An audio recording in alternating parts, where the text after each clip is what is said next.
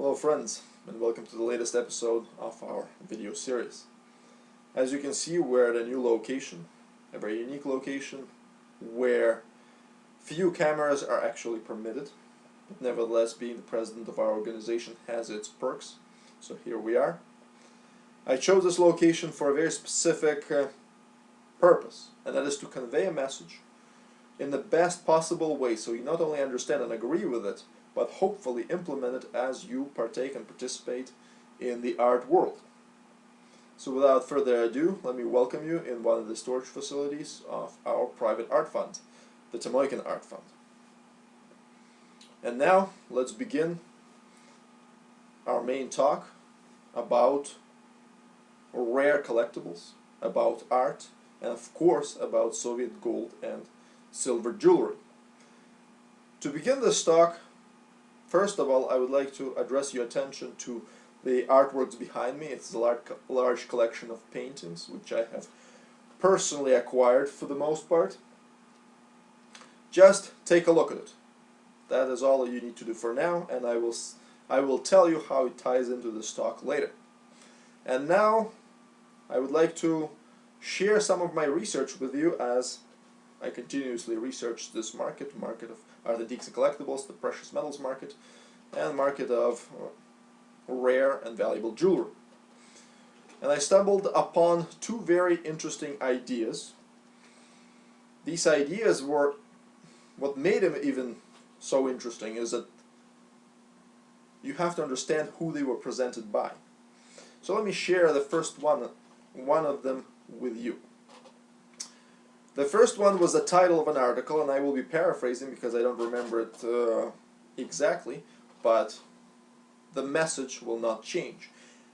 And it came from Goldman Sachs, where they said that this is a very famous investment bank, I'm sure everybody knows who they are. And Goldman Sachs experts said that there is only about 20 years of mineable gold left on this planet. That was roughly the title of the article which I read from them. To me, this was extremely surprising because Goldman Sachs, as many of you may know, is closely associated with the United States Federal Reserve. And the United States Federal Reserve is not the best friends with gold bullion or the gold market in general, and that is because United States Federal Reserve produces United States dollars and gold market operates in gold. Both of these, currency and metal, compete in the world economy as the reserve, either again currency or metal, for world economies or economies of nations. As we can see, for example, in China, which is now hedging its dollar positions with gold. But that's not the point. I don't want to specifically get into this aspect. I just would like to convey the importance that a friendly to the Federal Reserve bank, Goldman Sachs, investment bank, very well known, now is releasing this type of information and is researching this type of information. And I can tell you from talking to very professional investors, our VIP clients, that they not only believe it's true, they completely agree with it. Some of their timelines may vary. Some say it may last, we may have gold last as much as 60 years, some say 30. Doesn't matter, but all of them agree that gold is being depleted. Less and less of it is being excavated, and it's becoming more rare and thus more valuable. And now we're hearing from such an important investment bank, regardless of what you think of it, a bank that specializes, or previously specialized, primarily on paper commodities or paper investments, and now they're talking about gold. In light of this, I would like to now take you to a second fact that I have found out, or a second idea that I have researched, and it came from Steve Forbes, editor-in-chief of Forbes magazine.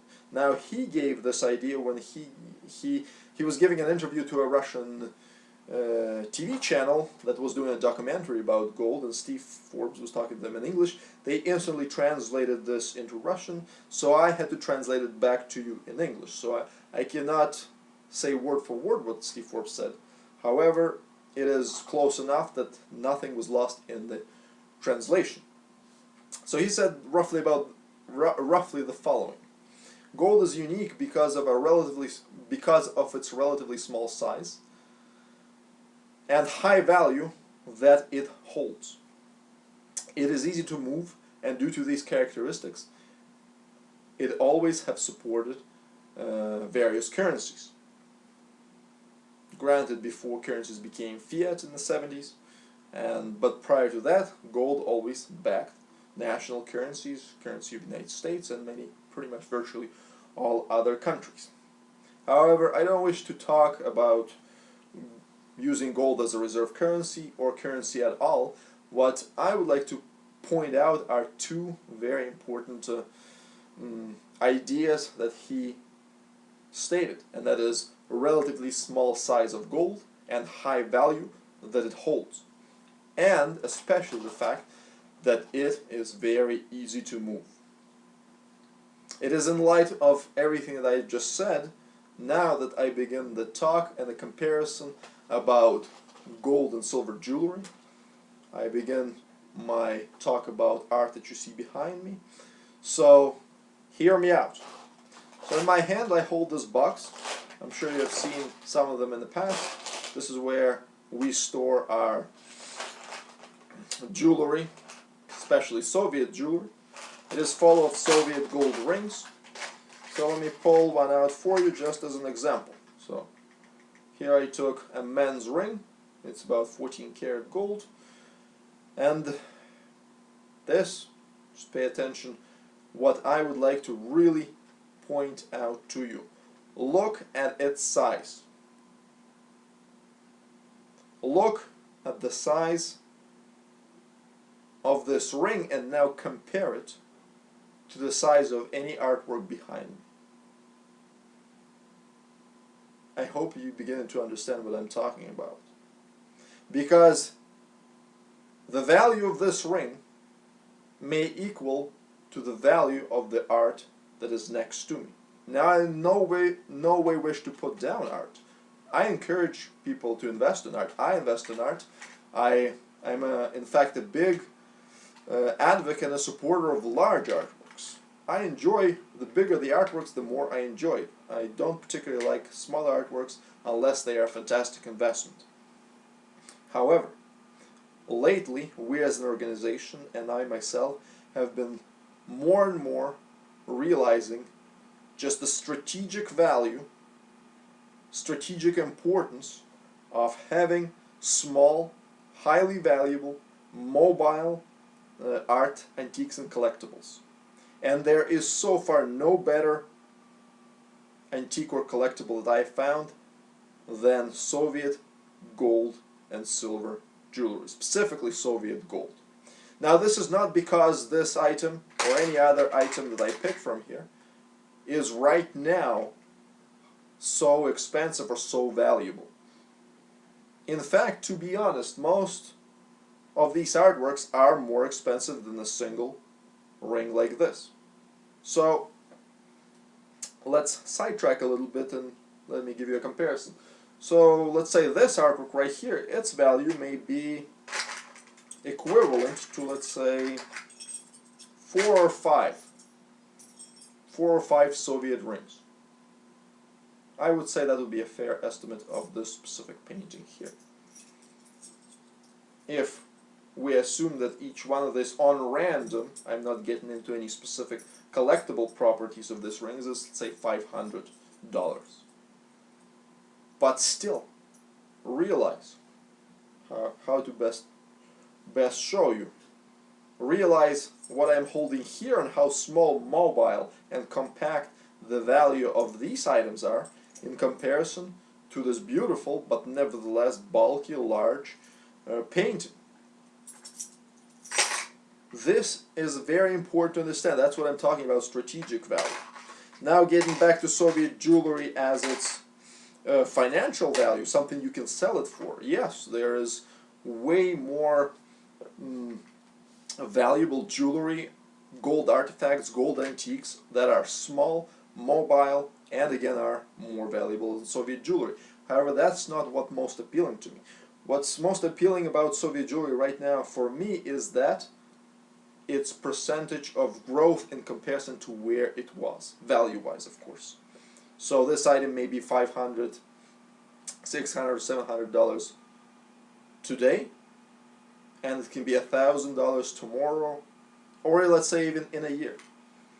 I am interested in the value growth of each item, and Soviet gold and silver jewelry are currently one of art market's absolute favorites.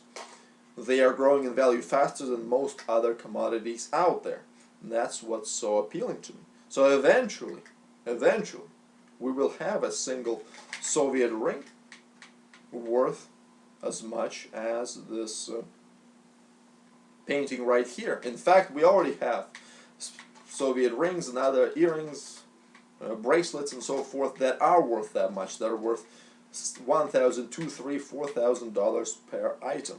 This is already happening. Watch our go on our website, look at our sales reports, you will see them. That's not a big deal, but I'm saying on average, if we look at those paintings on average, without getting into who is the artist, what's its provenance and so forth, on average, Soviet gold item, on average painting, this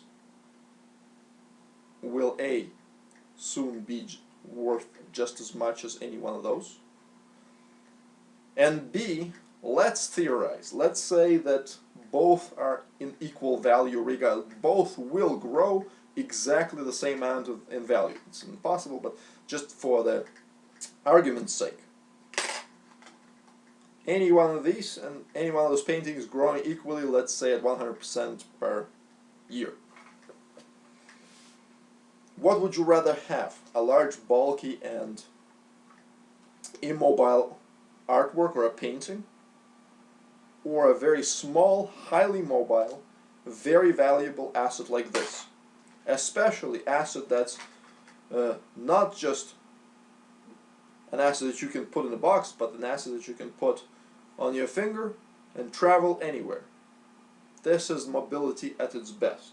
Some of the female rings right here, women, ladies, you can put on and travel across any borders, travel across any countries. This is safe, effective, and if I can take off this ring, a very intelligent way of investing in arts, antiques, and collectibles. So to finish up the stock, I again would like to say that yes, art is a fantastic investment. Our art fund will continue purchasing arts, antiques, and collectibles. There's no doubt about it, and in fact some artworks are way better an investment on an individual basis than any Soviet gold and silver jewelry. Let's say you found a Rembrandt for $20,000 somewhere in a backyard, or somebody who doesn't know what they have, and that is an incredible investment. Way better than Soviet jewelry, will be highly more profitable. You should invest in art. But in general, and especially in light of these chaotic world events that we're seeing, for example in the Middle East, for example what we're seeing in Ukraine, hell, some of the riots in the United States, or even natural disaster in the United States, require people to quickly grab their valuables and get out, either out of their building, out of their houses, out of even of their works of employment, or even organization, to quickly relocate with their valuable investments. Soviet gold, in my opinion, and any antique gold for that matter, archaeological gold if it's acquired legally, is an incredible investment I highly recommend. This is what I would like to end with, is that yes, I advocate Soviet gold because in my opinion it's growing faster than anything else out there, but consider investing intelligently, by the way, in any art, antiques, and collectibles that are made out of gold. They are small, mobile, and are highly liquid at the same time. And another very important, how should I say, aspect is its durability. So for example, paintings, wooden sculptures, furniture, they are very easy to damage. And this is a crucial aspect for, again, mobility and strategic security of your wealth, your family security and the security of your organization if you're investing in art, is that these are made of metals. In floods, most fires will not greatly damage these items, especially if they're stored in a safe of some sort. This box of plastic, it may melt, but I will be able to recover most of this should hit any type of fire. They will not bend, break, unless extreme forces apply to them. And in either case, this is an extremely smart way to invest. And this is again to point out the extreme benefits of mobile, small jewelry in the form, or gold and silver collectibles in the form of either jewelry, antiques, or any other coins as well. All of which I advocate, all of which I support, and I encourage that you learn about it. So thank you very much. Consider investing in any form of gold or very small, compact, and mobile units of value, I should say like that have history along with them as well as rarity. We can help should you need it, but nevertheless, this is my advice to everybody, and this, in light of this, I came here to show you this contrast. Huge collection like this, eventually I will be able to acquire an equal, you will be able to acquire an equal value in few boxes like this, which we have. So again, thank you very much, and until next time, take care.